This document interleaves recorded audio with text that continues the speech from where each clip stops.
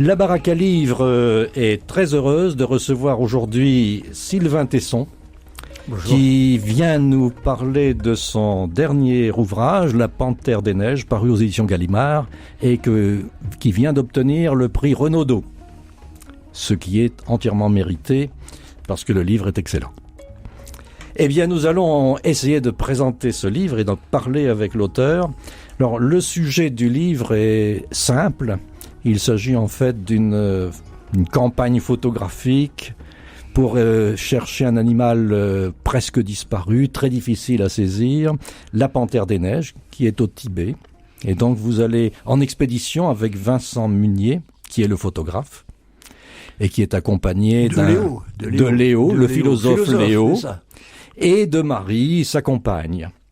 Et voilà donc une expédition de 4 hommes qui s'en vont dans une nature extrêmement sauvage par un temps très difficile, puisque vous moins 25 généralement, moins 30, moins 35 parfois, vous dites, enfin c'est dans des cabanes fort peu hermétiques, et donc c'est très difficile.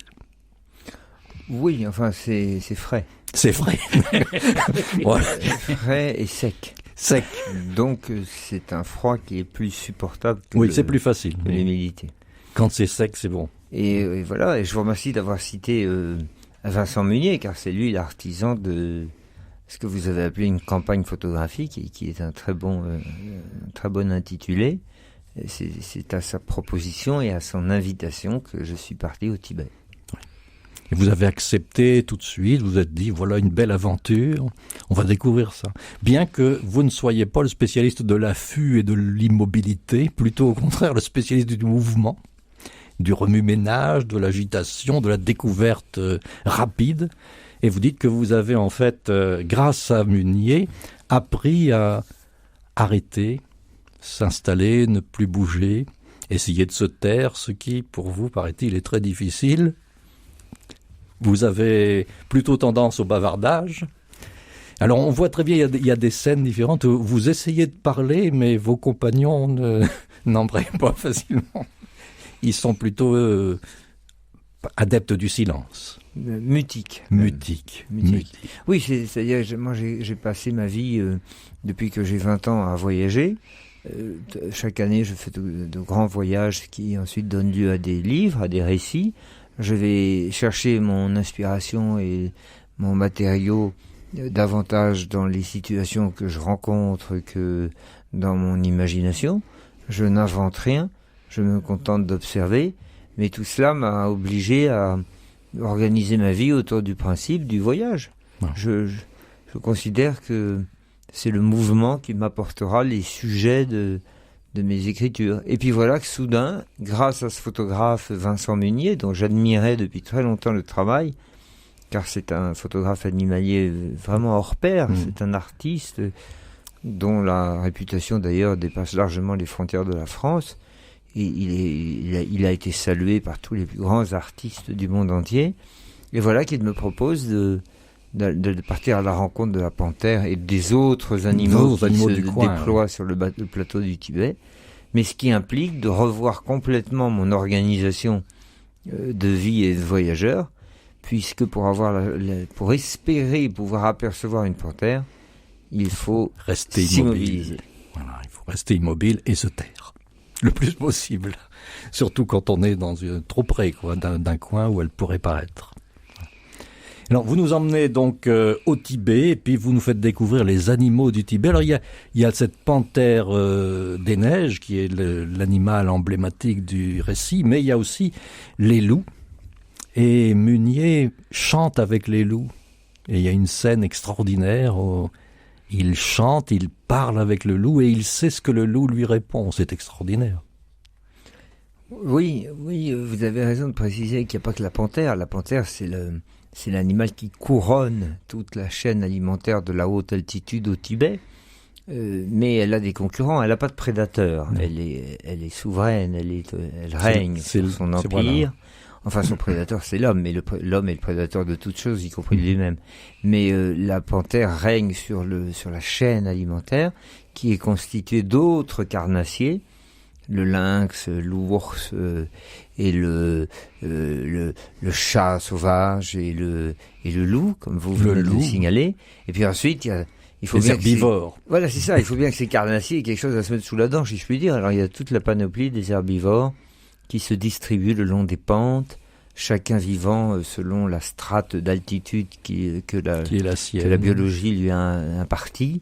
Il y a les yaks au sommet, puis les chèvres bleues, les bouquetins, les ânes sauvages, et puis couronnant le tout, et se faisant les témoins, les surveillants et les nettoyeurs de cette grande dévoration générale, les rapaces, il y a les charognards qui planent dans le ciel et qui décrivent leurs auréoles au-dessus des cadavres. C'est tout le tableau en fait de la vie dans la nature, la vie sauvage. Vous parlez à un moment d'une sauvagerie, de la sauvagerie, mais c'est l'état normal des choses. Oui, c'est un tableau, vous avez raison, mais c'est un tableau qui n'est pas encombré, si je puis dire, par la végétation, puisque là-bas, vous avez des paysages vides, extrêmement rabotés par le vent et où la végétation ne peut pas tellement croître à cause de l'altitude, des froidures, des ultraviolets et probablement du vent. Nous sommes plutôt dans des steppes d'altitude à l'herbe très rase, des grandes steppes qui sont marquées, marbrées par des affleurements de granit et des rives de torrents tout à fait dénudé, si bien que la moindre manifestation de la vie se voit, alors que la forêt, par définition, constitue un couvert forestier qui masque les circulations des bêtes. Si vous voulez, c'est plus facile de voir des animaux quand le paysage ressemble à la plaine de Beauce plutôt qu'à un tableau du douanier Rousseau. Oui. En effet. Je voudrais lire un passage où vous décrivez justement cette vie sauvage de manière extrêmement réussie, me semble-t-il. Vous dites, je crois que j'ai bien trouvé la page, oui c'est ça, c'est en fait un monde, je ne trouve pas la page, bon ça ne fait rien, je vais laisser tomber ce passage pour l'instant. Donc c'est un monde en fait qui est à la fois beau, sauvage, violent, mais il n'y a jamais d'excès. C'est-à-dire qu'on voit par exemple la panthère a tué un yak et elle va se contenter de ce yak pendant 8 jours. Elle va pas en tuer d'autres. Elle se contente et elle somnole, elle digère pendant 8 jours sans prendre autre nourriture.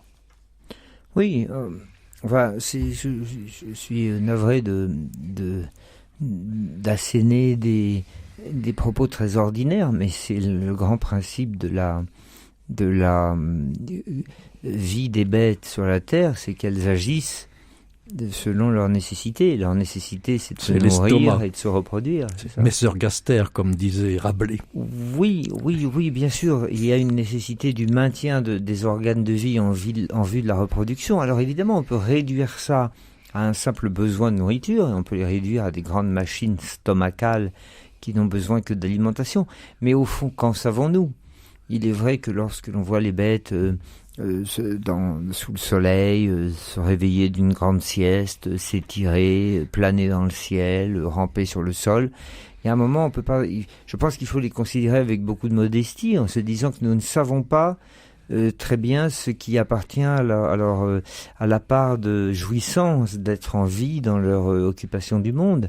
Il y a peut-être ne font-elles que répondre à des impératifs organiques et à un déterminisme biologique, mais peut-être ont-elles la capacité, comme nous, de jouir de la vie, peut-être ont-elles le sens du beau, en tout cas sûrement ont-elles une appréciation de la volupté de vivre et de la jouissance de ce que peut procurer la vie. Et après tout, est-ce moins profond, est-ce moins philosophique que de se demander ce qu'on fait là ? C'est le mystère complet, de toute façon. C'est le mystère. C'est le mystère complet. Vous citez une formule d'Aristote qui est très belle. Chaque animal réalise sa part de vie et de beauté. C'est cela, la part de vie et de beauté, c'est ça qui maintient l'animal dans un cadre déterminé par la biologie et qui le prémunit de notre grand malheur, à nous autres les hommes, qui est de ne pas être suffisamment déterminés ni par notre instinct, ni par nos gènes. C'est notre grandeur, mais c'est aussi notre servitude. C'est ce qui fait que nous errons à la surface de la Terre en se demandant ce que nous faisons, en se demandant ce qu'il faut faire, et une fois que les choses sont accomplies, en nous tirant les cheveux en disant qu'avons-nous fait. C'est la question très russe, la question de Lénine. Oui. Lénine, sur son lit de mort, disait que faire, et puis dans les pièces de Tchekhov, il y a toujours un Russe qui se tire les cheveux en disant mon Dieu, qu'avons-nous fait. Alors vous comprenez, ça crée pas une race humaine très apaisée. Puisqu'elle est balancée entre la nécessité de savoir que faire et puis une fois agi de regretter d'avoir accompli ce qui avait été décidé. Et vous opposez d'ailleurs la beauté des animaux, vous dites souvent ils sont tellement beaux, à la laideur des êtres humains. Vous dites la civilisation c'est l'embouteillage et l'obésité. Bon, alors, c'est des propos qui peuvent paraître manipulés à l'emporte-pièce, mais il est évident que, d'abord, ce qui est écrit dans un récit, c'est l'expression des idées qui viennent au moment où vous avez le spectacle devant vos yeux. Moi, je ne suis pas un penseur, je ne suis pas un philosophe, je n'ai aucune prétention intellectuelle, je ne fais que, finalement, comme un appareil photographique, saisir des instantanés que je vis et puis ensuite les agencer au fil de mon récit. Alors, il est évident que quand vous voyez cette organisation tellement subtile, tellement minutieuse, tellement parfaite et qui s'appelle la vie dans la nature, et puis qu'ensuite vous rentrez dans le monde des hommes, vous avez l'impression de quitter une certaine harmonie pour vous plonger dans un certain désordre. Voilà, sauf sans offenser le genre humain, je voudrais signaler cette différence. Voilà, c'est pas une offense pour le genre humain dont on fait partie. on sent qu'il y a d'autres choses. On en parlera après d'ailleurs, mais il y a quand même cette opposition qui est très nette. Et vous vous présentez souvent, et dès la première page, comme anti-moderne. Ah oui, moi j'ai aucun complexe avec ça. Oui, je suis tout à fait anti-moderne. Enfin, encore faut-il peut-être préciser ce que j'entends par là. Si la modernité consiste à soumettre l'homme aux machines et à le réduire au nombre, à la statistique et au calcul, je suis pas modérément anti-moderne, je suis résolument anti-moderne. Moi, je ne crois qu'en l'organique, je ne crois qu'aux choses immémorielles, et ça m'intéresse beaucoup plus que la projection de tout ce que l'humanité a fondé dans un tableau de statistiques ou sur la surface d'un écran. Oui, vous attaquez assez aux scientifiques en disant qu'ils ne voient pas la poésie, ils ne voient que des chiffres. Ils voient que des chiffres, alors, c'est la citation de la Biche. Oui, alors si vous permettez, j'apporte un bémol à ce que vous dites, je ne m'attaque pas à eux, mais je signale qu'il y a aujourd'hui, chez certains scientifiques, une tendance à tout réduire au seul domaine du nombre et de la statistique. C'est-à-dire que la beauté organique des choses, le mystère structurel de tous les champs du vivant intéresse moins que la mise en nombre. Voilà. Et c'est cela que je me permets de dire aux grandes dames d'ailleurs, parfois de scientifiques qui me rétorquent qu'on ne peut rien comprendre sans le chiffre. Eh bien moi je dis précisément le contraire. Je dis que l'œil, que la sensibilité, que l'émotion peut-être, que l'intuition sûrement peut avoir des choses à dire sur la matière et sur le réel. Et c'est pour ça qu'il m'arrive souvent de préférer ce que disent les poètes que les statisticiens. Eh bien on va faire une pause sur ces remarques. Retrouvez le programme complet de votre radio sur rcf.fr.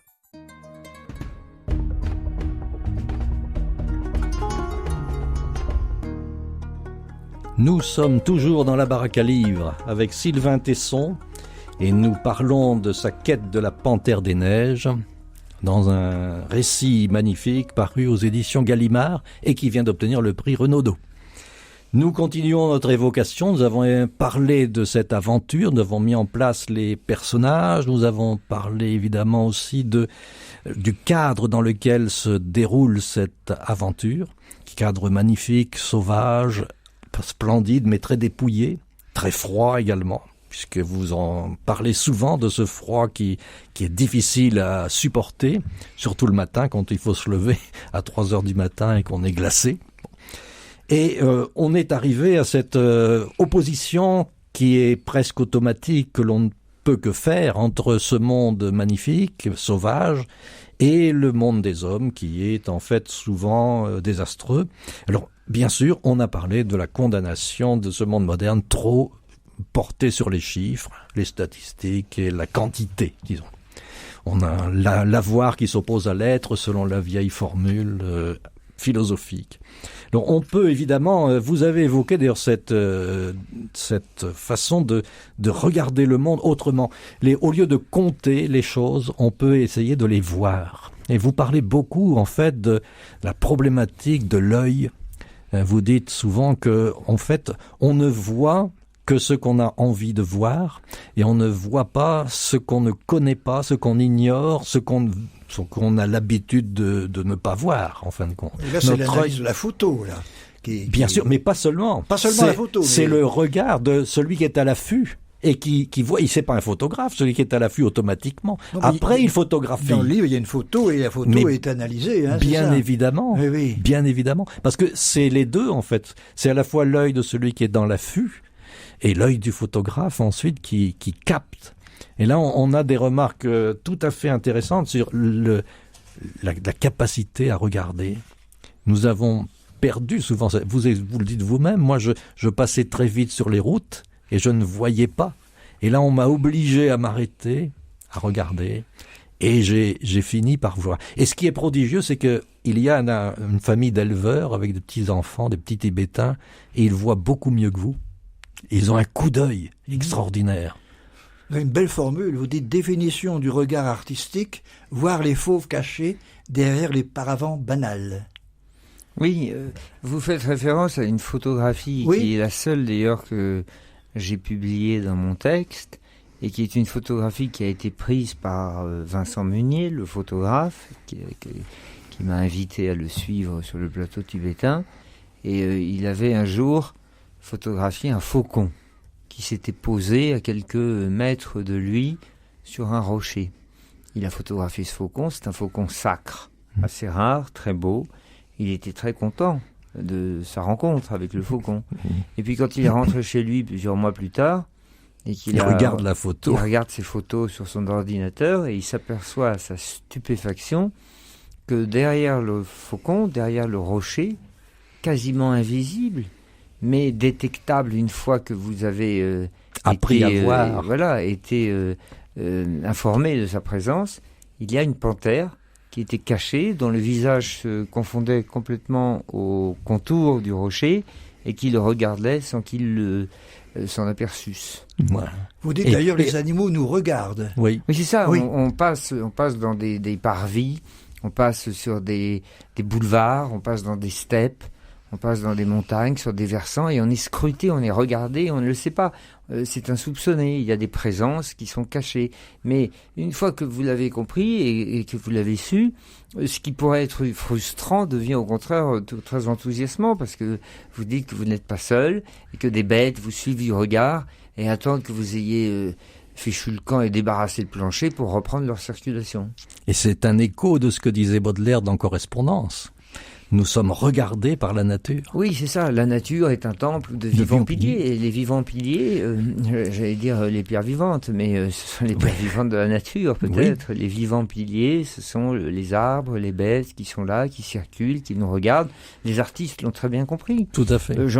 Jérôme Bosch avait donné une gravure très belle qu'il avait intitulée le bois a des yeux, la prairie a des oreilles. Et dans sa gravure, il s'était amusé à figurer des yeux à l'intérieur des fibres du bois et à planter des oreilles dans les graminées de la prairie. Les artistes ont eu depuis très longtemps cette intuition que la nature est beaucoup moins vide que ne peut le croire l'esprit humain et que ne peut le voir l'œil. Alors, dès les premières pages, j'ai pensé à Giono, avec vos conceptions de la nature, et puis vous citez Giono à la fin, d'ailleurs. Oui, j'ai raison de penser à Giono en vous lisant. Je vous remercie, c'est pour moi un compliment. Giono est le chantre merveilleux, douloureux aussi, d'une nature provençale, bien entendu, mais qu'on aurait tort de prendre pour une âme ravie et purement est purement enchantée. Non, Il y avait un tourment terrible, dure. un tourment terrible, et la Provence que donne à voir et que donne à aimer Giono est une Provence rude, certes de soleil et de fragrance, mais c'est aussi une Provence d'épines et de mandibules et de crocs et de douleurs et de sécheresse. Et j'aime moi cette idée qui n'est pas iréniste, que la nature n'est pas un manège enchanté dans une fête foraine. C'est aussi le lieu de la dévoration, de la mort, mais de la vie et de l'éternel retour. La nature est un cycle somptueux qui se régénère toujours de sa propre décomposition. Et dans la vision, vous allez très loin parce que vous dites à un moment que voir, c'est découvrir en quelque sorte le sacré. Il y a une sorte de plénitude dans le fait de voir apparaître la panthère. On la voit apparaître et c'est une satisfaction absolue. C'est-à-dire qu'il y a une apparition dans la mesure où j'espérais voir cette bête et que je croyais disparue. Et tout à coup, sans que je ne l'ai vue surgir, mon œil la voit avant même que mon esprit comprenne que mon œil est en train de la voir. Il y a donc quelque chose qui s'apparente une révélation. Oui, à une révélation, et qui fait que l'usage du mot apparition n'est pas complètement abusif. Ce n'est pas simplement une acrobatie sémantique. D'autre part, quand je l'ai vue, j'ai eu l'impression par un phénomène de superposition et de surimpression et de juxtaposition, j'ai eu l'impression de voir des visages de femmes comme ma mère, comme une femme qui m'a quitté, de femmes que j'avais beaucoup aimées, comme si l'objet de notre désir que soudain nous percevons avec notre regard vient convoquer et rallumer des souvenirs qui étaient éteints en nous. Et c'est Absolument. Un très étonnant retour sur soi-même qui vous conduit autour du monde, mais qui vous ramène à ce qui est enfoui autour de vous. Et ça n'est finalement d'une manière profane et prosaïque et ordinaire, ça n'est que l'incarnation, l'illustration de la sublime apostrophe de Pascal à la fin des Pensées. Tu ne me chercherais pas si tu ne m'avais pas trouvé. Exactement. Et reprise, comme on le sait tous, du 27e chapitre de la 10e confession de saint Augustin. Ô beauté, je te cherchais au dehors de moi-même alors que tu étais au-dedans de moi-même. Voilà. Je te cherchais au dehors de moi-même alors que tu étais au-dedans de moi-même. Cette idée que les choses que nous voyons rallument en nous des souvenirs enfouis. Et des désirs profonds. Est une idée que je trouve superbe parce que elle devrait d'ailleurs conduire tout voyageur à cesser de s'agiter et à rester chez lui, puisque les souvenirs et les choses préexistent à l'apparition de ce que nous désirons voir, mais malheureusement on ne se refait pas, et à moins de s'amputer, moi je reprendrai toujours la route. Et on a une sorte de commentaire profane de l'extraordinaire séance des pèlerins d'Emmaüs, qui eux reconnaissent le Christ après les gestes qu'il fait. Et il y a là une manifestation du divin dont vous parlez d'ailleurs dans vos affûts. Moi, c'est beaucoup d'honneur. L'affût est une prière, vous dites. Oui, c'est beaucoup d'honneur que vous me faites de me comparer au pèlerin d'Emmaüs. Et c'est une analogie très acrobatique que vous faites de comparer la panthère au Christ. J'espère ne vous sera pas reproché par les instances supérieures qui sont en charge de cette radio. On n'ira pas jusque-là. Ouais, je veux dire que la façon de regarder, qui est une façon de regarder quasiment épiphanique, quoi. On voit se manifester les choses. Et c'est ça qui est extraordinaire. Parce que là, vous donnez au regard une puissance qui très souvent il a perdu. On a oublié ce que c'était que regarder. Et vous nous redonnez en fait le sens du regard. Regarder quelqu'un, regarder un objet, regarder un être, c'est voir apparaître la beauté, la vie. Et c'est formidable. Oui, moi je crois que la vie consiste à une union, la célébration d'une union entre l'œil et le réel. Et qu'est-ce que c'est que cette civilisation qui prétend mettre un écran entre nos yeux et le réel? Enfin, je veux dire, on va pas tirer des œillères. Mais le photographe est celui qui joue un peu l'intermédiaire. Il nous apprend aussi à regarder. De même que Meunier vous a appris à faire l'affût et à regarder. Oui, l'affût est une forme de vénération du réel, bien sûr, par le double exercice de la patience et de l'attention. Voilà. Et auquel vient s'adjoindre d'ailleurs l'espoir, parce que on n'est pas sûr que quelque chose apparaisse, mais on attend. Voilà. On attend. On oppose à la rareté des bêtes un espoir, à leur fugacité un émerveillement, à leur discrétion une attention, et à leur rareté une patience. Et vous découvrez, vous le dites dans votre texte, hein, que l'animal, la panthère, c'est une reine, et vous avez une belle méditation sur le fait que le roi règne uniquement par son être. Méditation sur le corps du roi. Oui, enfin c'est pas bon, c'est une très vieille idée. Oui, bien sûr, mais vous la reprenez habilement. C'est une très vieille idée de la présence, de l'ontologie de l'être. Voilà. C'est la très belle notion que le règne, le pur règne, se légitime par la pure présence, sans avoir besoin de la grotesque manifestation médiatique. Il est évident que la panthère, même quand elle n'est pas là, continue à être présente. Bien sûr. Le simple fait qu'elle ait passé, le simple fait qu'elle se soit montrée une fois suffit à transformer totalement la réalité de l'endroit où elle a apparu. Toutes les bêtes le savent, et l'homme qui l'a vue une fois comprend qu'il n'est plus dans le même monde. Et je crois que du temps des grandes des empires ou des monarchies sacrées, il y avait cette idée, enfin c'est l'idée du corps du roi. Voilà, oui. Le roi n'a pas besoin de descendre sur le rond-point pour parler à la télévision, il se contente simplement d'être. Alors je ne suis pas du tout en train de faire une célébration monarchique du principe de royauté, je suis simplement en train de dire que il y avait cette idée de la fécondation du lieu par l'ontologie de la présence. Voilà. Et le ruissellement ensuite de son souvenir, même dans le plan invisible.